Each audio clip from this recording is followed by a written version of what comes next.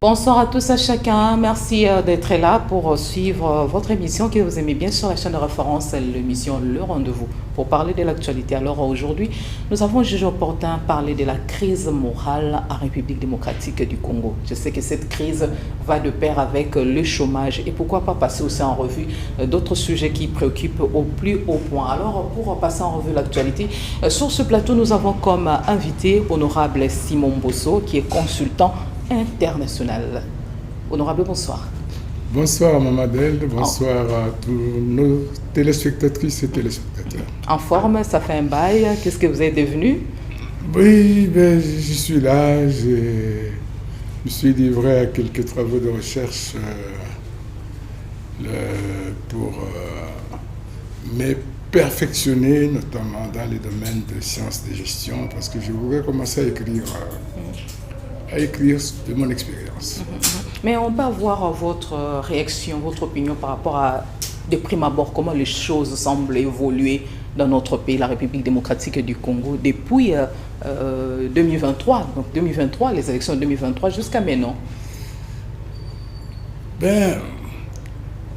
savez, ça dépend dans quel angle on peut prendre les choses, mais de manière générale, on peut constater que la situation ne s'améliore pas. Si on part de 2023, nous avons vu que le pays a perdu une partie de son territoire.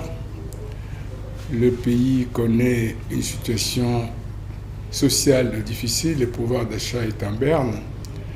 Le pays connaît une situation économique assez dure. Il y a la monnaie qui continue à dégringoler. Et nous voyons, vous avez parlé de crise morale tout à l'heure, nous voyons que les antivaleurs continuent à se développer. On nous parle de détournement, on parle de vol, on parle à peine hier ou avant-hier, on a connu de tentatives d'évasion à la prison de Makala avec une centaine de morts. Les enquêtes sont déjà diligentées, mais lorsque vous avez appris la nouvelle, quel était votre premier sentiment? Moi, ça ne m'a pas beaucoup étonné. Une prison construite à l'époque, si j'ai bonne mémoire, pour 1500 personnes. Aujourd'hui, héberge plus de 15 000 personnes, donc 10 fois plus. Vous voyez la promiscuité, la densité des personnes qui s'entassent dans cette prison que d'aucuns qualifient de mouroir. Et là où les gens sont dans une situation de pénibilité telle que parfois ils se posent la question entre mourir et vivre, est-ce que ça vaut la peine? Et ils prennent le risque de s'évader tout en s'exposant à la mort. Et je crois que le nouveau ministre qui a commencé une action d'assainissement, que nous espérons que cette action va aller jusqu'à terme. Et ce qui s'est passé là, ce qui s'est passé dans son bureau, qu'on a été aussi visité, ce sont des signes que... Selon les ministres, c'est un sabotage, ça pourrait être un sabotage? Peut-être même plus qu'un sabotage, c'est vraiment peut-être la coalition des forces du mal qui ne veulent pas que la situation change, qu'on puisse inverser la tendance pour une justice qui a été déclarée malade, qui doit pouvoir passer à la guérison. Moi, je me suis toujours dit, moi-même quand j'étais aux affaires, j'avais eu un échange avec mon frère Luzolo Bambi. À l'époque, je lui posais la question, quand il avait commencé cette démarche pour essayer d'assainir la situation, s'il avait le soutien total du plus haut de l'autorité suprême. Et il m'avait dit oui. Mais les jours où on lui a tiré dessus dans les environs de l'hôpital de Kitambo, quand il a voulu aller faire casser des bâtiments construits anarchiquement, je crois qu'il n'avait plus la même conviction. Et monsieur l'honorable Mbosso, vous êtes pour la construction d'un lieu d'incarcération beaucoup plus viable, espacé, ou bien qu'est-ce qu'il faut faire au niveau du CPRK? Parce qu'avec ça, ce n'est pas du tout intéressant. Mais je crois que le problème n'est pas seulement la construction des espaces. D'abord, il faut vraiment assainir la justice. assainir la justice, parce que parmi les gens qu'on incarcère, lui-même le ministre, quand il est passé par là, il a constaté qu'il y avait des milliers de prisonniers qui sont là-bas en attente de jugement. Il y en a qui sont mis en prison, ce qu'on appelle les MAP, incarcérés à titre provisoire. Et tant que toutes ces situations ne sont pas réglées, donc on peut construire des lieux, augmenter le nombre de lieux d'incarcération, mais il n'y en aura jamais assez pour accueillir tous les délinquants. Il faut aussi améliorer la vie sociale, parce que la délinquance, les banditismes, les violences urbaines, les vols, les assassinats, ce sont des déviances sociales. Donc si on ne crée pas suffisamment d'emplois dans notre société, on n'améliore pas les revenus dans notre société, il y aura toujours de la délinquance. Quand nous on grandissait, en tout cas nous qui sommes nés avant l'indépendance, on n'a pas connu des coulonas comme on les vit aujourd'hui. Il y avait quelques petits bandits de quartier qui se battaient avec des coups de poing. Mais aujourd'hui, avec des jeunes gens, avec des machettes qui sont prêts à découper n'importe qui, même des mamans avec des grossesses, mais c'est extrêmement grave. Maman Adèle, vous vous rendez compte? Moi, j'ai fait une étude commanditée par la Banque mondiale sur les risques et la vulnérabilité, notamment sur les enfants de la rue. Vous voyez ces enfants-là qui dorment dans la rue, qui subissent toutes les intempéries, le soleil, la pluie, la faim, les dédains. Un enfant ne donne que ce qu'il a reçu. Les enfants qui n'ont pas reçu d'affection, quand ils grandissent en étant violents et ils n'ont pas de pitié. Et tant que la société n'aura pas réglé les causes et trouvé des solutions à ces problèmes-là, on n'aura pas suffisamment d'espace pour mettre tout le monde en prison. Je me rappelle qu'en Grande-Bretagne, j'allais une fois en Grande-Bretagne et il y avait beaucoup de groupes de Congolais qui s'attaquaient aux dirigeants politiques congolais quand ils allaient là-bas. J'en ai discuté avec l'ambassadeur ici à l'époque et dit pourquoi on laisse ces jeunes gens-là faire ces choses. Et l'ambassadeur de l'époque ici m'avait dit, mais monsieur Mbosso, vous savez, nous en Grande-Bretagne, on ne met plus les gens en prison pour des petites délinquances comme ça parce qu'il n'y a plus de place. Donc les prisons sont réservées pour les grands. Surtout pour la délinquance juvénile. Bon. Mais alors, je ne sais pas, je voulais un peu plus marteler là-dessus. On sait que par rapport à la tentative d'évasion, les enquêtes en cours vont déterminer les auteurs de cette préoccupation. Mais il y a ceux qui pensent qu'il faut à tout prix une mise en place d'une circulaire interdisant aux magistrats de transférer des prévenus à Makala. Et par après, qu'est-ce qu'il y aura? J'ai vu que le ministre a donné des instructions dans ce sens-là. Mais je vous dis... Il faut désengorger à tout prix Makala. Mais en attendant, on va mettre les délinquants où? On va les mettre où? Bon, il y en a qu'on a envoyés à Kanyamakassissé. Les soumettre à des travaux forcés, par exemple. Il y en a d'autres qui ont disparu dans la nature. Non, moi, je crois que fondamentalement, Madame Adèle, il ne faut pas combattre les manifestations.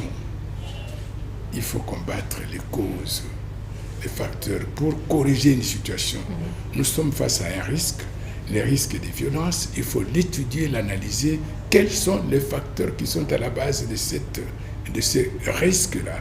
Ces risques-là est dû notamment au fait que maintenant il y a eu la perte de l'autorité des parents sur les enfants. La croissance démographique aussi. La pauvreté. Moi, j'ai toujours considéré que la plus grande menace dans notre société, c'est la pauvreté.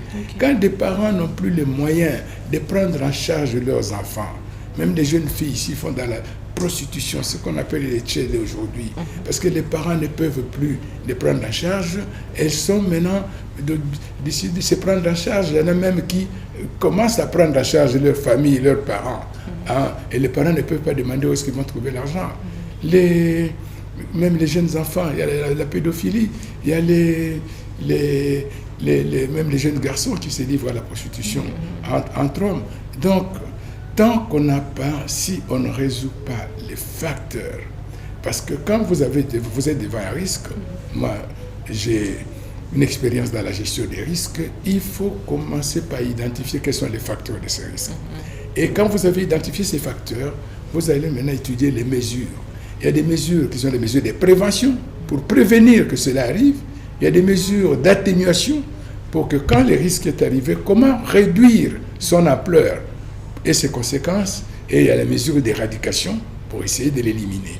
Et ces trois types de mesures c'est comme une maladie. Une maladie, la délinquance, la déviance, c'est comme une maladie. Une maladie qu'on a eu la pandémie de Covid ici, on dit que ça revient.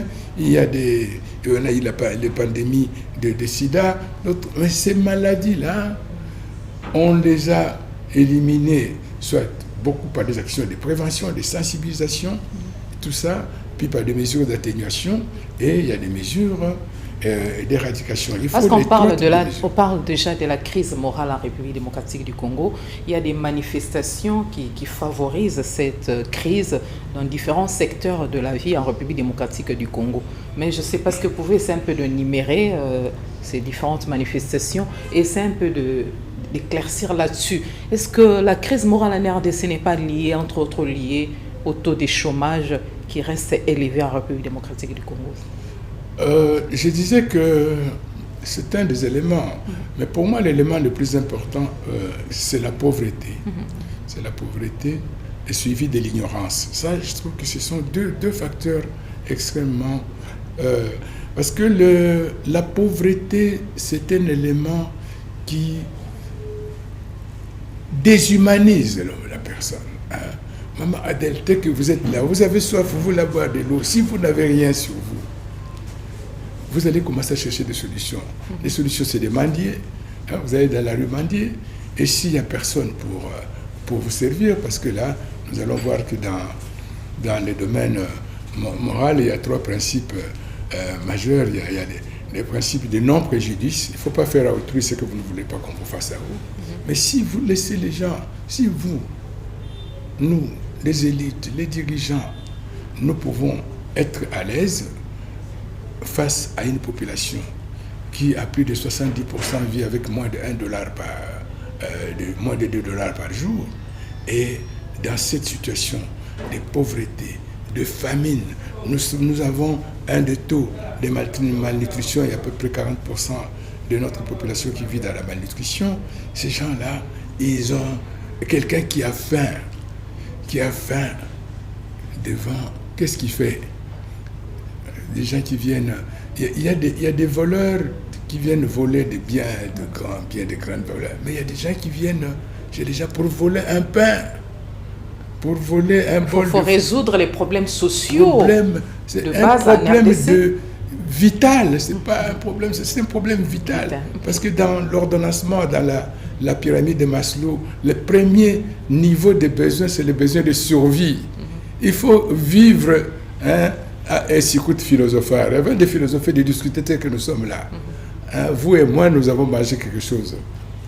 Ce matin, j'étais un jour à l'hôpital général Mamayemo, qui vient d'être débaptisé, je crois, avec mon père quand il était encore vivant, paix à son âme. Les médecins, je crois, docteur Kabamba, de Heureuse Mémoire, qui nous avait reçus, qui était au service d'urgence, il m'a dit une chose que 80-90%, je crois, des gens qu'on amène en urgence à l'hôpital général de Mamayemo, qui est l'hôpital qui reçoit le plus de patients dans cette ville. Quand on demande à la famille de leur acheter un bol de lait avec un morceau de pain, quand ils ont mangé, les 3/4 sont guéris. Parce que quelqu'un malade, affamé, quand tu as pris un antimalarial, la quinine, sans avoir mangé, mais tu peux mourir. Quand tu as pris des antibiotiques sans avoir mangé, mais ça va te broyer les intestins. Donc, la pauvreté, misère et la faim, la malnutrition, ça c'est vraiment les premiers facteurs. C'est pour ça que l'économie de la République démocratique du Congo est pauvre. Les DSRP, les documents de stratégie pour la lutte pour la croissance et la lutte contre la pauvreté. C'était donné ça comme premier objectif, réduire la pauvreté. L'économie est non seulement pauvre, mais la pauvreté a deux dimensions. Dans la croissance, on dit il y a le volume des richesses qui est insuffisant. À l'heure actuelle, nous avons un PIB de l'ordre de 60 milliards de dollars par an. C'est insuffisant pour près de 100 millions d'habitants. Ça nous fait à peu près moins autour de 500 dollars par habitant par an, par personne. C'est insuffisant. Mais d'autre part, il y a la mauvaise répartition des richesses, les inégalités. Les inégalités, il y a à peu près 5%, peut-être 10% maximum des personnes qui vivent bien, qui ont beaucoup, et 90% des gens qui n'ont pas assez pour vivre.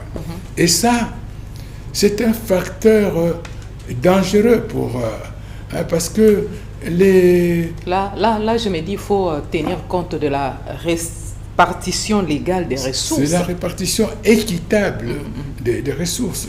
Parce que vous voyez, chaque année, quand on parle du budget, on parle de la réduction du train de vie des institutions.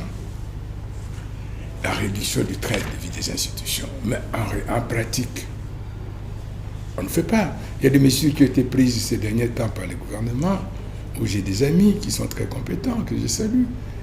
Mais pour réduire les taxes douanières, le TVA, certaines parafiscalités, mais on réduit les niveaux de taxation pour réduire les prix. Donc, mais on ne réduit pas les trains de vie. Parce qu'il n'y a que deux solutions chaque fois que vous retrouvez devant une équation entre les besoins et les ressources. Soit vous augmentez les ressources, soit vous réduisez vos besoins. Or là, les mesures qu'on a prises vont pour baisser les prix, vont diminuer les ressources. Mais on se plaint toujours que les institutions bouffent plus de 60% du budget de l'État. Et il reste 40% pour tout le reste, pour payer les salaires des fonctionnaires, pour investir. Or, on n'investit pas suffisamment. Nous consacrons moins de 10% de notre budget à l'investissement. Or, un pays qui n'investit pas, c'est-à-dire n'augmente pas son capital fixe, c'est quand vous produisez plus que vous pouvez avoir plus de revenus et que vous pouvez répartir aussi un peu plus. Mais avec la construction dans la partie est de la RDC, la construction de routes qui puissent désengorger la ville de Kinshasa. Et puis on voit aussi l'entreprise, une entreprise de brassicole qui est là, qui vient de s'implanter en RDC. Est-ce que vous pensez que tout ça, là, ces efforts-là vont... C'est moi, quand j'ai fait ministre de l'Industrie, que je suis le père des zones économiques spéciales. C'est moi qui ai lancé la zone économique spéciale. Je salue mes successeurs qui ont continué cet ouvrage. Et là, maintenant, nous sommes dans la phase où on commence à avoir les premières productions. C'est une source de création d'emplois. C'est bien que cette zone économique spéciale, c'est un environnement, un cadre, avec des infrastructures, accès à l'électricité, à l'eau, à des infrastructures de circulation, un service unique de taxation. Ça facilite l'attrait des investissements. Mais ce n'est pas suffisant. La crise économique s'accompagne simultanément avec la crise morale. Oui, parce que ceux qui sont dans la zone économique spéciale, qui est un cadre, un environnement tout à fait spécial, ça s'appelle zone économique spéciale, qui permet aux entreprises de bénéficier des mesures spéciales d'encouragement, d'exonération, d'incitation, mais les autres qui sont en dehors, qui souffrent des tracasseries diverses. Il y a des taxations à tous les niveaux, au niveau des communes, de la ville, au niveau de l'État. Il y a des services qui se créent à longueur de journée pour venir pressuriser. On s'est dit, j'étais à l'île Maurice, c'est un des pays les plus prospères d'Afrique, qui est le premier au niveau du climat des affaires. Nous souffrons, les entreprises se plaignent du mauvais climat des affaires. Et là aussi se trouve un problème moral. Vous allez voir des gens qui viennent vous taxer sans aucune quittance, qui viennent vous imposer des taxations qui ne sont prévues dans aucun texte. Et quand vous voulez discuter, ils viennent et peuvent même vous sceller et vous n'avez aucune possibilité de résister. Et là, c'est l'assainissement du climat des affaires, l'harmonisation de tout l'effort fiscal. C'est un sujet qui est très vaste, le sujet de la moralité, de la crise morale. Vous voyez ici, en venant ici, les croisements boulevard du 30 juin avec l'avenue Kassavougou. Mais c'est le Capharnaüm. Vous voyez aucun respect des règles de conduite. Et puis nous sommes un pays sans permis de conduire. La crise morale, sans permis de conduire. Comment y remédier malgré les contraintes? Notre pays est buté à plusieurs contraintes. Dans la crise morale, excusez-moi, il y a plusieurs phénomènes, comme vous l'avez énuméré, qui sont vécus dans cette ville. Notamment, il y a le vol, l'escroquerie, l'hypermendicité, la flatterie, la violence, avec la naissance du phénomène Kounouna, vous avez fait allusion à ça, l'insalubrité, la prostitution et aller dans l'éducation, le point sexuellement transmissible. Il y a la paupérisation de population. Mais comment y remédier? Comment mettre fin à la crise morale ou bien atténuer les choses? Je vous ai dit, il faut identifier les facteurs. Voilà. Et moi, pour moi, je considère que le premier facteur, c'est la pauvreté. Et si, pour remédier à la pauvreté, il faut créer des emplois.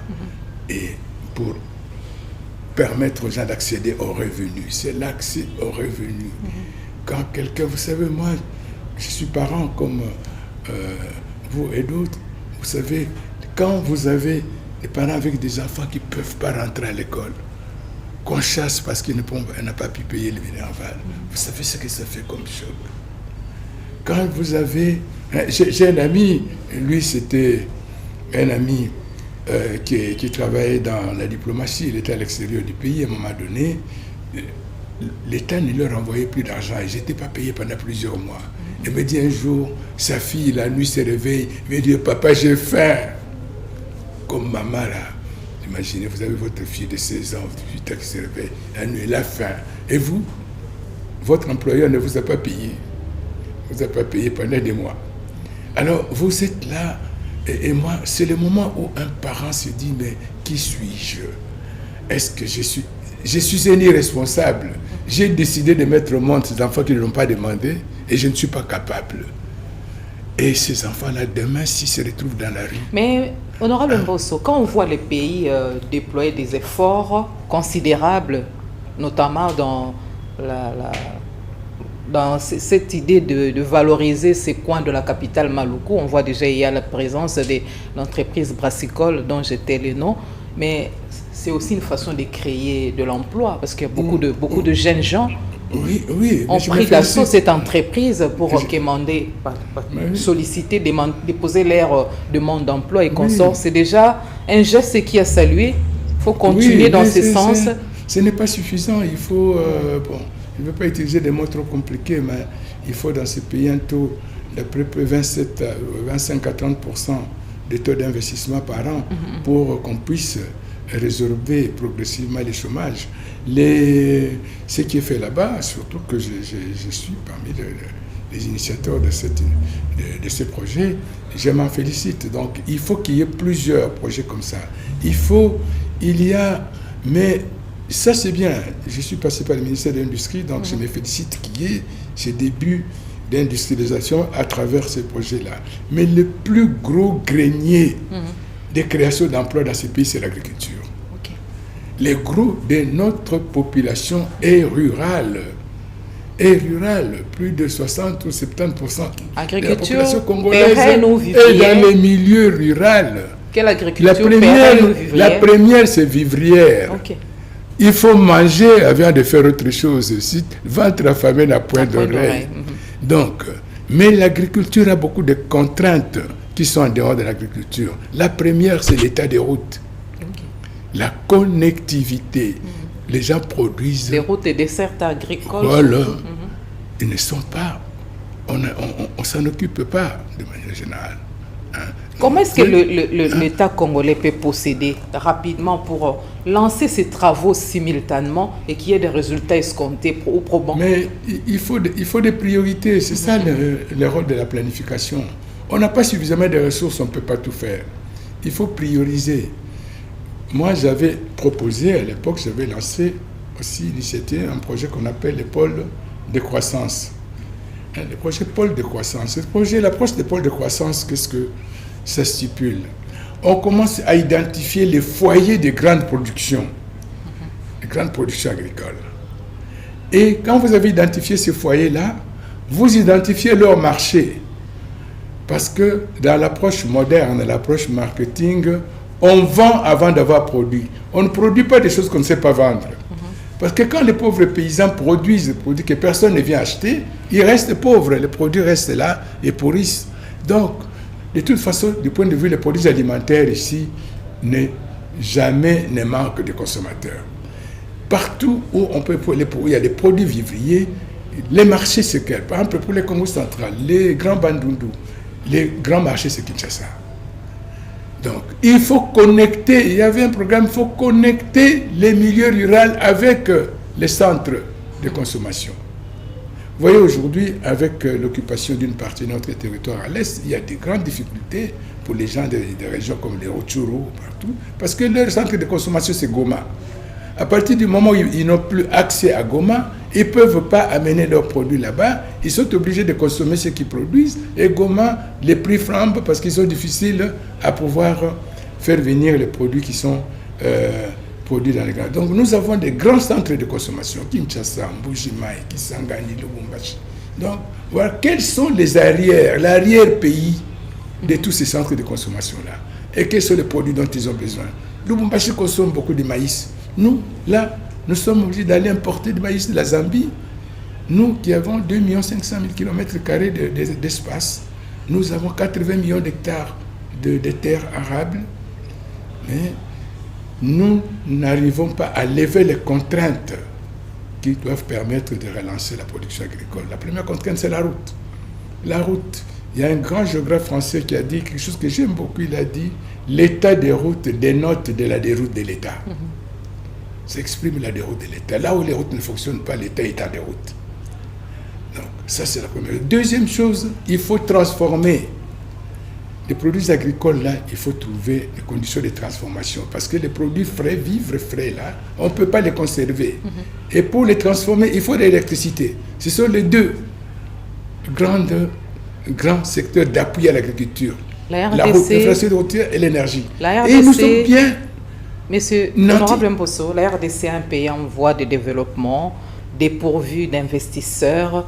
Comment est-ce que l'État congolais, à lui seul, peut s'organiser pour remonter facilement cette pente économique, sachant qu'à l'est de la RDC, l'insécurité est toujours grandissante, la guerre qui nous a imposée injustement par le pays voisin, cette guerre est loin de finir, ainsi de suite. Comment l'État congolais à lui seul peut s'organiser?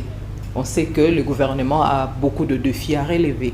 Il faut améliorer la gouvernance. Il faut améliorer la gouvernance. Parce que quand vous améliorez votre propre gouvernance, nous avons parlé de réduire les trains de vie de l'État. Il faut déjà, nous-mêmes, si nous pouvons faire des économies dans les dépenses que nous pouvons réduire, notamment les dépenses qui vont au fonctionnement des institutions, pour dégager de l'argent pour investir plus, pour améliorer l'état de nos routes, pour améliorer l'accès à l'énergie. Il y a des petites centrales hydrauliques, on parle toujours du Grand Inga, mais il y a des petites, à travers toutes nos rivières, il y a moyen de faire des petites microcentrales qui peuvent permettre de produire de l'énergie. Et en améliorant, il faut restaurer l'autorité et la crédibilité de l'État. Parce que le rôle de l'État est là d'encourager. L'État n'est pas l'investisseur, n'est pas l'entrepreneur. Mais pour attirer les investisseurs, il faut qu'ils trouvent un État qui est efficace, un État qui garantit. Vous savez, nous parlons toujours de ce pays comme un grand pays. Nous ne sommes pas un grand pays, Mamadel. Nous sommes un vaste pays. L'étendue, c'est différent de la grandeur. La grandeur, c'est la puissance. C'est pas grand et vaste. Non, c'est vaste, c'est pas grand. La grandeur, c'est la puissance. Si on dit vous êtes une grande dame, c'est pas la même chose qu'une vaste dame. Okay. Non. Voilà. La grandeur, c'est la puissance, c'est la résilience, c'est la capacité à rebondir, à résoudre des problèmes. Voyez notre voisin, je vais prendre l'exemple de l'Angola. L'Angola avait eu son indépendance après nous, avec beaucoup de difficultés. Il y a eu la guerre civile pendant longtemps. Ils sont devenus indépendants. Et en RDC, tout se dagne, c'est pas parce que nous sommes agressés. Ah non, nous n'avons pas toujours été agressés. Depuis 60, on n'était pas agressés tout le temps. On n'a eu que des troubles. Mais l'Angola avait l'UNITA. Il y avait encore les frères qui bougent. Donc c'est un problème de dirigeants. Mais ils ont commencé par bâtir une armée puissante. C'est un problème des dirigeants. Ils ont des leaderships, c'est ça. La gouvernance. Il faut un leadership transformationnel. On a bâti une armée puissante. Là-bas, tu peux pas aller te balader en Angola, faire n'importe quoi. Ils ont bâti un État fort. Moi, j'ai fait toutes les frontières du Congo central avec l'Angola. Mais là-bas, vous savez, dans nos frontières, vous trouvez une trentaine de personnes. Mais si les dirigeants... Chacun prélève des taxes. Vous parlez de la gouvernance, améliorer la gouvernance, mais au moment où les dirigeants africains sont combattus, sont gérés par l'Occident, il y a des instructions qui viennent de la communauté internationale, ainsi de suite. Comment est-ce qu'ils peuvent bien facilement voler de leurs propres ailes et que les résultats puissent profiter à la population? Mais, vous savez, il y a des injonctions de l'autre côté. Mais oui, mais les injonctions ne s'amplifient que quand on leur laisse. C'est un peu... Nous sommes tous les deux... L'Église catholique, nous sommes au mois de septembre, le mois des anges, c'est dans les combats spirituels. Mois de la Bible, hein? Mois de la Bible, mois des anges. Voilà, ok. On dit toujours que le diable ne vient pénétrer chez vous que quand vous lui avez ouvert la porte ou la fenêtre. Mais si vous prenez toutes vos précautions, parce que vous ne pouvez pas. Écoutez, pour organiser nos frontières, les gens là vont... Pourquoi l'Angola a 2 agents à toutes les frontières? Un de l'immigration et un de la douane. Vous passez à l'immigration, on vérifie vos papiers. L'Angola, c'est un pays qui est resté longtemps dans la guerre. Dans la guerre. Et comme ils ont nous, eu le temps d'essayer de c'est pour ça que je comprends. Et pourquoi nous n'avons jamais vécu pas resté dans la guerre. guerre. Nous n'avons jamais vécu la guerre. Mais toutes les guerres qu'on a depuis 60, on a eu les Moulélé, on a eu les deux guerres du Qatar. Savimbi et les autres. Ah oui, mais comment nous avons eu les Moulélé ici? Nous avons eu les Diabos, les FNL, c'est au Katanga, nous avons eu Kabila Père à l'époque. Non, nous avons des Maïmaï, nous avons connu presque, c'est pour ça que je prends l'Angola, je ne peux pas comparer. Si les grandes puissances arrivent à armer les pays voisins de l'Est de la RDC pour empêcher aux dirigeants, par exemple, de travailler en toute quiétude, vous pensez qu'il y a moyen de contourner cette réalité? Oui, et vous savez que nous, à l'époque, les Zaïre étaient armés pour soutenir l'UNITA, pour combattre l'Angola. Okay. Ah, mais l'Angola a commencé par se doter d'une armée puissante. Aujourd'hui, aucun État ici tout autour ne peut aller s'aventurer d'attaquer l'Angola. Mais a mis de l'ordre dans son État. Vous voyez les gens qui vont en Angola, j'ai encore une famille qui vient de là. Vous ne pouvez pas faire n'importe quoi. Vous ne pouvez pas faire n'importe quoi. Nous avons perdu l'autorité de l'État. Nous avons eu un pays, nous avons eu une histoire. L'époque coloniale. Et je voudrais ajouter, quand je parle de l'autorité de l'État, il faut mettre fin à l'impunité. C'est ça la gouvernance. Il faut mettre fin à l'impunité. Je le disais moi quand j'étais aux affaires. Parce que ce qui se passe là, des désordres dans la rue. Le ministre de la Justice est déterminé à se distinguer. Il ne va pas jouer dans tous les secteurs. Hein? Vous avez vu, on a connu les déguerpissements des diplomates par une action des magistrats et de la police. Mais les policiers de roulage, ce n'est pas les ministres de la Justice. C'est à la douane, ce n'est pas les ministres de la Justice. L'État dans son ensemble, il nous faut, pour restaurer la moralité, il faut un État efficace, un État impartial, un État juste. Voilà. Où personne n'est au-dessus de la loi. La loi, c'est la règle suprême. Après Dieu, c'est la loi. La loi est dure, mais c'est la loi. C'est la loi. Parce qu'on parlait de la crise morale en République démocratique du Congo, laisse-moi vous compléter, cette situation fait que les parents perdent de plus en plus l'autorité sur les enfants. La quasi-totalité des communes de la ville de Kinshasa vit les effets de cette crise morale. Les quartiers, communes, périphériques comptent un grand nombre de personnes impliquées dans cette crise morale liée à l'oisiveté consécutive au chômage. Moi, je viens compléter parce que l'honorable Mbossa a parlé, il est en train de marteler sur la pauvreté. Moi, j'ajoute le chômage aussi. Mais pas plus tard que hier, c'était la rentrée scolaire. Nous avons remarqué que cette rentrée n'est pas du tout effective. Entre autres, les enseignants déplorent leur enveloppe salariale qui devait être revue aussi à la hausse. Pourquoi pas donner quand même l'opportunité aux enseignants de ne toucher ne fût-ce que $500 par mois? Parce que là aussi, on voit, ils ne vont pas bien dispenser les cours et on parlera de la crise morale aux écoles, dans les établissements scolaires. Mais là, je vous rejoins, Madame Adèle, c'est l'éducation, c'est un des socles de la transmission des valeurs.